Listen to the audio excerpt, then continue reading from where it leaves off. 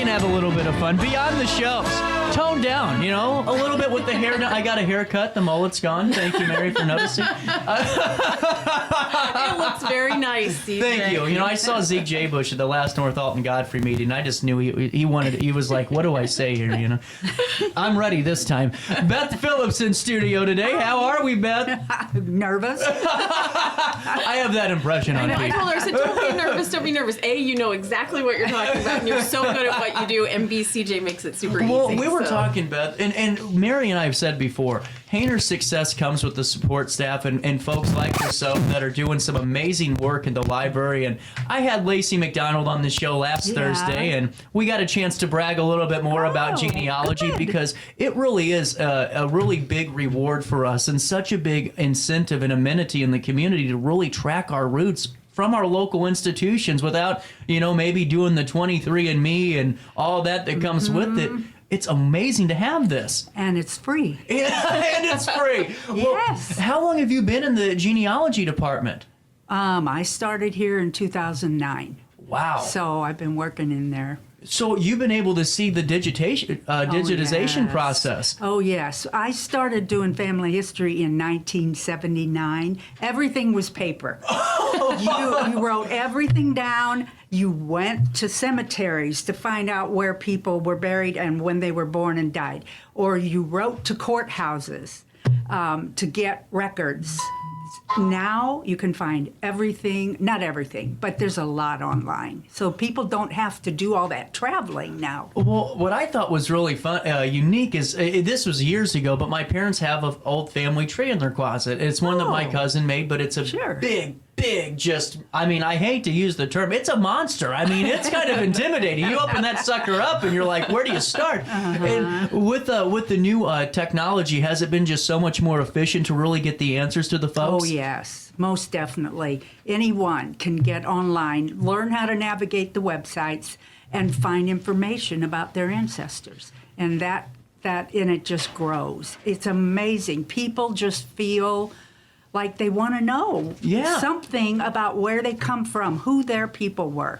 And it's quite an interesting journey. And I don't know how you feel about this, Mary, but I've talked, and Beth too, but I've talked with folks that, you know, maybe grew up in a different portion of the country. You know, maybe they grew up in, you know, Missouri somewhere, they grew up in Wisconsin, they grew up in one of these states, and they left early, so they don't really have that fine memory of their childhood home. And so when I talk to folks, they're looking online to maybe find out where their grandmother or grandpa were buried at. And really, just to see them find those answers, though, that's such a reward in itself. It is. And what's even better is when you learn the stories. Like maybe you read articles in the newspaper, or you see from a record, I have a great uncle who spent time in jail. And I still don't know for sure why. I'm still trying to find out. But it caused a rift in his family. They stopped talking about him. Oh, wow. So, that's one of my mysteries I'm going to solve. That's why. Well, that's what's going to happen to me. But I'm going to try to do some, calling the lawyer before I get sick. Well, and take me through your classes, because Mary and I have talked about them before numerous times on our Beyond the Shelves segment, and I've seen them. But to really give me the sights and sounds of it, I think you'd be best suited to do so. Oh my! Well, we have 2 sessions. So on the second Thursday of each month at 10 o'clock, I do a slideshow presentation. This month it was about keeping our trees on a digital family tree. It was all about digital genealogy, storing our files, how we organize it, and having family trees, either on our computers or on a website somewhere. So that's what it was. And then the third Thursday of each month, we come back and we talk about what we're doing. And it might be about what the class talked about, or it might be something else. I like that component of it, though, because, just you suggesting a family tree website, that's really cool, especially for larger families, just to know, hey, they have it whenever you need it. Well, that's it. Yes, they can get on and see it wherever they are. That's the wonder of digital technology. it makes the world small, and we can all come together. But what's so cool about those second sessions each month is we have developed friendships. We have a core group that comes back every month. And I ask them, I'm covering the same topics every year. Why do you come back? And they say, well, I didn't get it all the first time, or they may be in a different phase of research. And I needed to hear that because I didn't remember that from last year. But it's also all about sharing. I mean, okay, so one of our class members had some ancestors who pioneered a sod house. They lived in a sod house on the plains. I forget which state. And somebody wrote a book about them.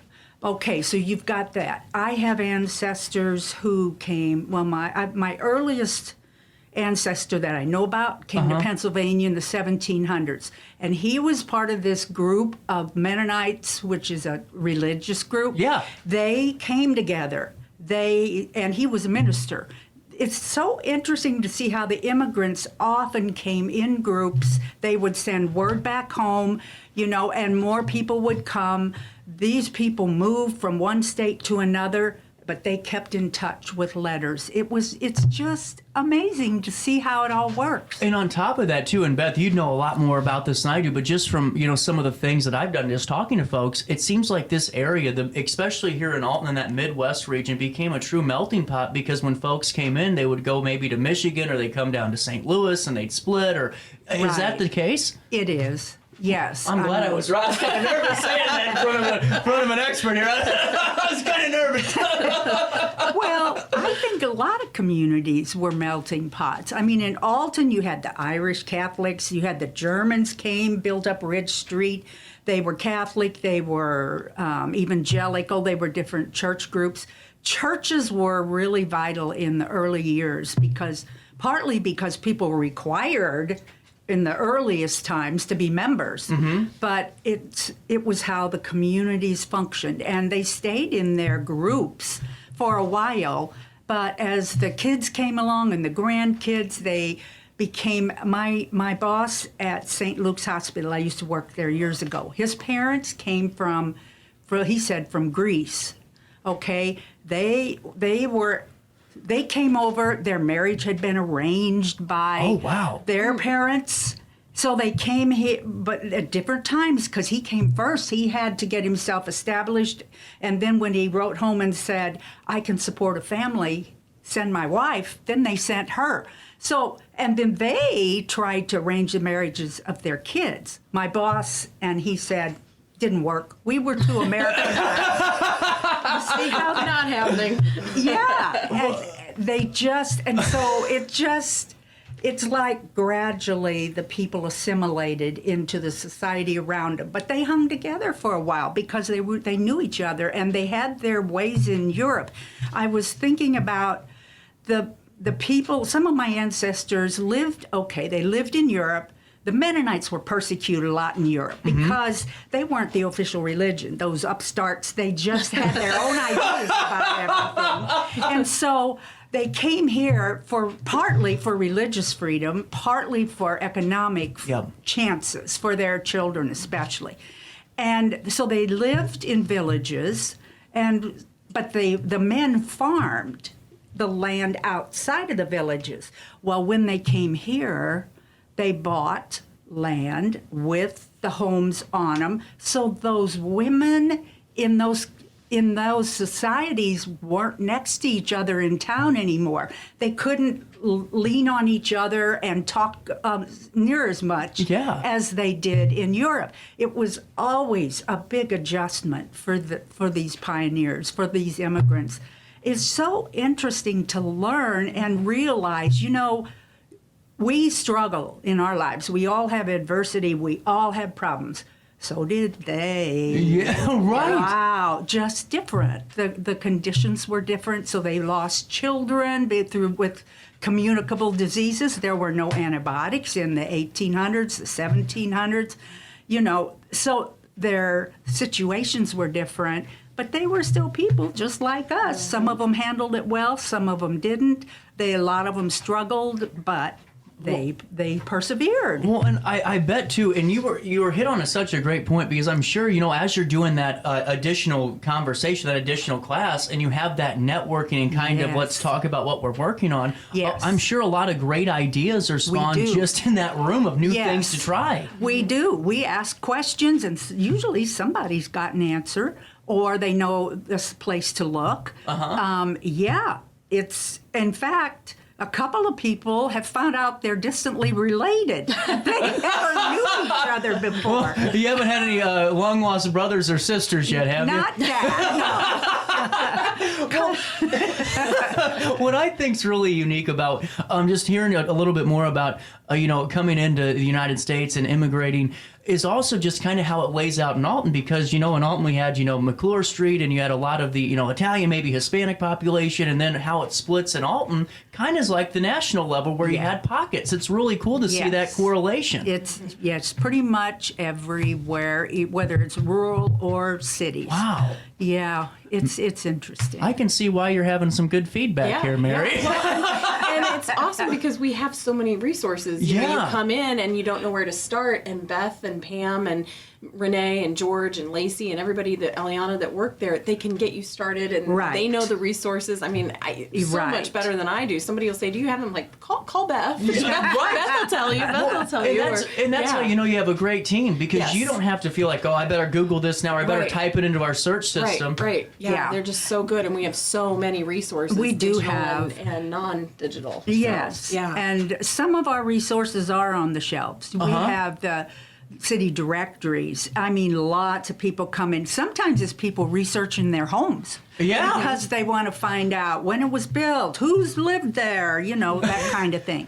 But the city directories, the school yearbooks, church records, cemetery records. It used to be people had to go to books for everything. Right. And you can find a lot online, but not everything. And that's the value of local libraries and societies. You're right. They have records you're not going to find anywhere else. So I will often tell a person who can't find anything, call the local library. Ask them who's got the archives of the local newspaper, because they might find articles about that family. Or call the local history or genealogy society, because they know there's somebody in that group. They're going to know about the families that lived in the area and how the history developed.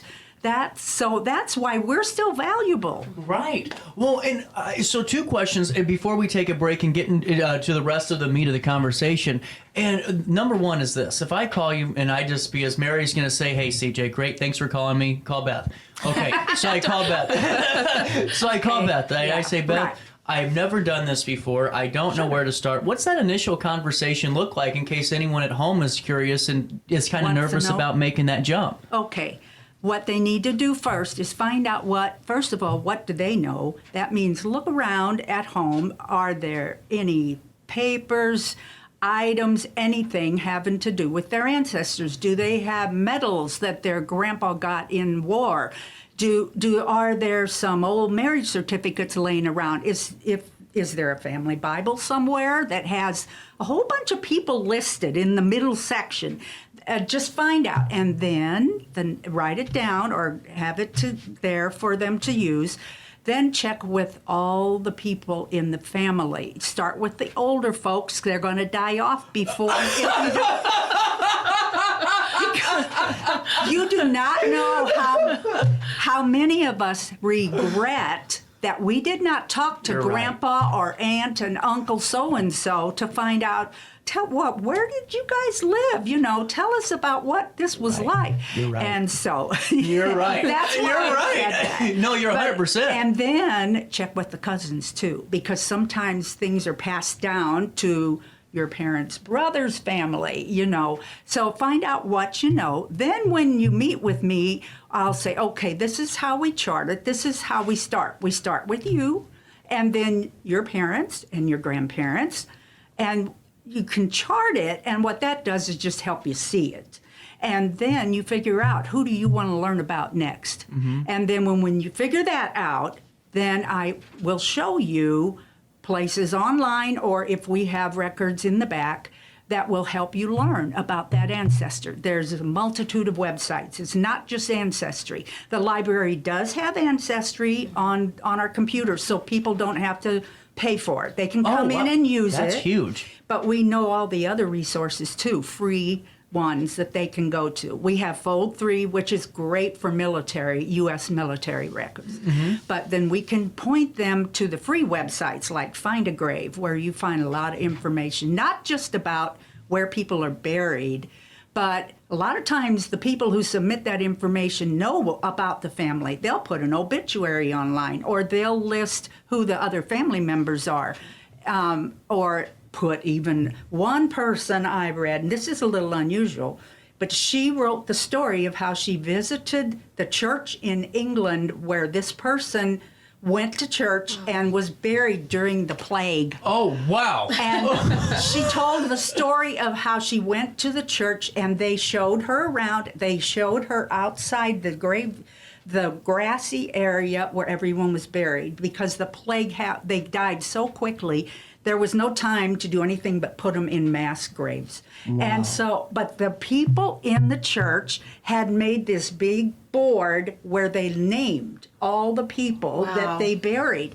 I mean, and that's all on this Find a Grave website where, you just never know. You just have to try all the sources, and we can help people find the sources they need to look on. Well, and before we take that quick break, I do want to ask you this. When you're having your classes, what I think is kind of cool is when you have families from the area, or even if they're working on things from outside the area, but primarily in this situation here, when they're talking, I'm sure some of Alton's history is a little bit more developed too because of it. Yes, very much. They're intertwined, and it's so interesting to see how it all works together. That's what I had to see. I'm loving this. At 10:51, I got to take a quick break, and we'll come back with more of this great conversation right here on this 25th day. Get over here of March. Since 1993, Sparks Junk Removal is always adapting to the needs of our clients. That is why we now offer weekly trash pickup for selected areas. Plus, we offer driveway-safe rubber-tired dumpster rental. Give us a call today at 618-781-1407 or visit us at sparksjunkremoval.net. Macias Insurance Agency, providing quality products with extremely competitive prices. As an independent provider, we source multiple companies to offer the best rates possible, covering auto, home, business, and life insurance. Our goal is to provide quality service that meets and exceeds customer expectations. You can rest easy knowing the Macias team is working round the clock to ensure that both you and the most important parts of your life are covered. Our qualified professionals make the insurance process easy so you can live carefree and focus on what matters most. Visit MaciasInsuranceAgency.com today to find out what our team can do for you. Not sure if you've noticed, but those advertised prices from the other dealers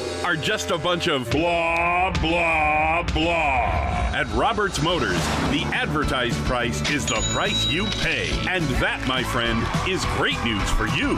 Don't fall for their so-called incentives that will leave you banging your head against the wall. Go with Roberts Motors. Prices you can trust and people you will like. That's the Roberts Motors way. And trust me, it's the way to go. Has free checking become a thing of the past? Not if Liberty has anything to say about it. With 3 free personal checking options and even a free business checking account, Free is alive and well at Liberty Bank, the local bank that gives you free checking choices and more cashing in your pocket. Bank locally, bank Liberty. For more information, visit www.bankliberty.com.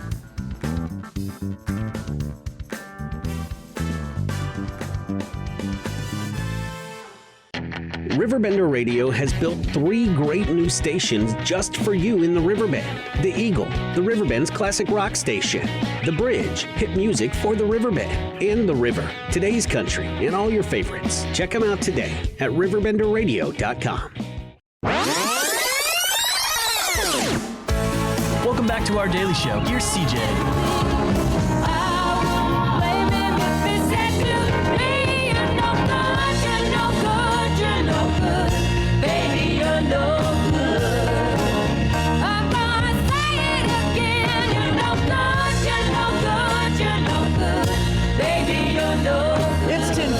And we're coming back here on this Monday morning. You know, you guys were going, CJ, you had a great conversation. It was wonderful, but you never told us when the next classes were. And I did that on purpose. Well, and they're called branching out classes. Yes, So, branching out classes. Branching out classes. And I did that because I wanted you to stay, because we have great supporters. Beth, with that being said, when is the next upcoming branching out class? All right, April 11th. And I'm going to talk about sharing and learning family history on social media. Oh, social media can be a good thing. Yes. Exactly. And it's amazing how people use it to do family history. So, yeah, that's April's class. And then, like I said, the second Thursday is class, and then the third Thursday is when we get together and talk. So then in May, we'll do a class all about ancestry. And in March, FamilySearch.org. These are websites. Those are genealogy websites. In March or In June? I'm sorry, in June. Yes, okay. I'm sorry. Oh, you're fine. Yeah. And then in July, we'll talk about getting vital records. And we start with how you find the ones of your ancestors who lived in the colonies all the way up to the present time.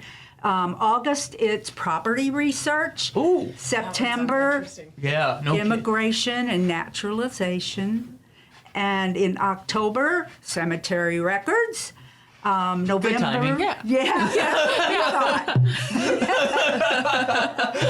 In November, military records. Also good time. Really cool timing, yeah. And then last but not least, in December, we talk about newspapers. And Beth, what time do your classes meet? 10 o'clock. And where are they located at? The Family History Library, the Hayner Genealogy and Local History Library. It's on 401 State Street. Oh, right here at the same building. The big Hayner building. Corner of 4th The and most State. beautiful living room, I think, in the city of Alton. It's the prettiest building in town. And if folks have any questions, can they give you a call or reach out? Oh, sure. Let's see. They just need to call the regular library number and then follow the prompt for genealogy. Perfect. And it'll get to you. Well, Mary, we were talking during the break too, and again, I always say some of the best content comes during the commercial break. 2,500 eclipse glasses are almost gone. Yes. Wow. I know. Yeah, tell me about it. Tell me. When I bought 2,500 eclipse glasses, I thought, am I crazy for buying 2,500 pairs of eclipse glasses? No, apparently I'm not. Not crazy. So we're giving away free eclipse glasses at the library, at all 3 library locations, and we've given away the vast majority of them. So we do still have some. Can I ask, because this is really just insane to me. Did you give a lot of them the schools to hand out first? No, people have been coming in and getting them. And the Alton School District is giving each student a pair of eclipse glasses. So that really helped us out because I was getting a little nervous about that. These are actually people coming in and picking up some glasses Even for their the genealogy their families. library. Yeah, we've got them at all 3 locations. And the eclipse is April 8th. So we still have a few to hand out. They're free. We just ask that people just maybe take one per person that's going to need it because we're getting a little low, but that's okay. I just can't believe it. I was stunned. Well, and most importantly, that's 2,500 people going into the library. Exactly. And some people that have never been in the library, they said, I heard the library's got eclipse glasses, and it's like, yeah, we do. And while you're here, why don't you take a look and see what else we have? What's your address so we can get you a library card? Yeah, exactly. Yeah, let's get you a card. So what else is coming down the pipeline? So we've got, this Saturday I'm going to be at the Post Commons from 9 to 10:30. And just doing library card registration and handing out information about libraries. So you can come to the Post Commons. I'll be there. We have our Food for Fido Fine Amnesty program going on for the whole month of April. So if you have any Hayner Library items that are long overdue and you want to have us waive your fine, you can bring in pet food items for your overdue Hayner Library items, and that'll get donated to 5A's, and it'll waive your fine. So if you have something you've lost under the couch or something, bring it back, and we'll take care of that. I had one of the largest ID fines in Alton School District history. I mean, it was bad. I had to pay quarterly. It was like taxes. It was so bad. It was just awful. But for this, let's just say an individual loves the idea of this, but they don't have any fines. Could they still donate, maybe help waive someone else's fine that might need it? I never thought about that. We could probably work. Look at that! we could maybe do that if they know somebody that has some overdue items, because it's for items that are still out. So it's twofold. It's it gets library items that have been out for a long time back into the library so that other people can check them out. But then at the same time, we realize, if you've had something, 2 or 3 things that you've been billed for, that can add up, and that people don't have that kind of money. So I'll have to think about that. See, there we go. I'll make a note. I'm good for 1 a year, Beth. That's about it. I'm making a note. So, so we have that going on for the entire month of April. Senator Erica Harris, State Senator Erica Harris, is going around to different public libraries in her district and to talk with her constituents. So any kind of, she'll be at the Alton Square Library on April 4th from 10 to 12. Her staff will be there. Really cool. And that way that they can assist residents with services, including navigating the state agencies and connecting residents with available resources on government-related issues. So if you have something you need help with, you can come to the library and talk to her about that. And then we have Ed Wheatley is coming. I gotta send him a text. So Ed's coming. He's going to be at the library, at the mall library, on April 3rd at 6:30 p.m. I remember. Yeah, I got the date right. He's going to come and talk with us about St. Louis being the best sports town in America. And so he's written several books about all variety of sports. It's a free program. Anybody can come out. And he's going to talk, like I said, about St. Louis being the best sports town in America and just the history of sports in St. Louis. Oh, actually, he handed me a copy of that book when he was on. It was a wonderful read, too. I mean, really, it's really, I like the way it's written because it's, kind of gives you that little bit of an atmosphere to it, too. And when people have heard him talk are just like, if you haven't, come to the program because it's free, it's amazing. He's just full of sports knowledge about all kinds of sports. On top of it, too, Beth, did you know that chess is actually, St. Louis is like the national bed of chess, or probably the international bed of chess? Yeah, I mean, it's crazy. the biggest it's like area. the Chess Hall of Fame is in St. Louis. I swear, and you would never know it. Yeah, Bowling Hall of Fame is here, too. I saw that, too. And like wrestling and golf and tennis. He's going to talk about all of that. It just blew my mind. Who knew? So I think before I come the next time, we're going to have our spring reading retreat. So this is the second time we've done this. Our Kristen, one of our staff members, came up with this idea where people can come. This is going to be Friday, April 12th from 6 to 7:30. You can stay the entire time or just a portion of the time. But you're going to be able to come in.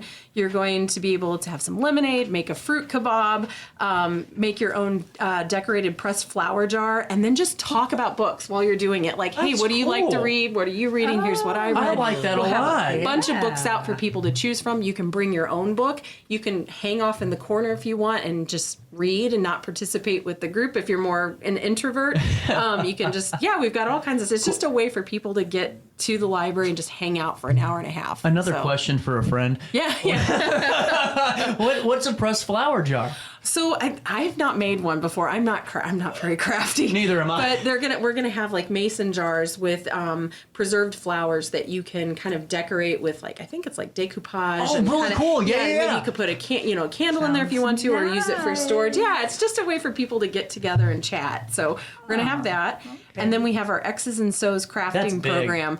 This one's big because we just open up the multi-purpose room, and if you have any kind of craft project, art project that you want to work on but you need big space, you can push the tables together, you can like lay out a quilt, or if you want to talk with somebody about doing some kind of digital or some kind of craft or art project, we'll have people there. It's just another way for people to connect and make a community space. It is. It really is. Plus we have we put on our database that we have called Creative Bug. Yep. We put that on the TV. If people have a specific art project or craft project they're working on, we can go through and try to find a video to help you learn how to do it. We have, coffee, tea, that kind of thing. So well, and before we move on real quick, I think that's what, and I've said before, Hayner's definition, Hayner's community. Yeah, and for sure.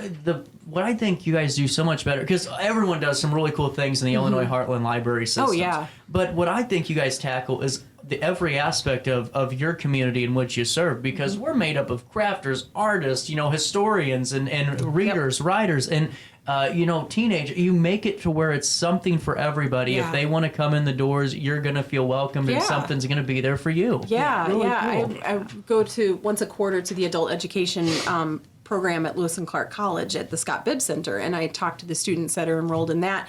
And, it's amazing what I'll mention. And even, at different places in life, there was a younger student there who said, I was talking about our small business database. Oh, yeah. And he's like, wait a minute, can you talk about that again? He wanted to start a lawn mowing business and he needed some forms for it. Well, we had them. They're free.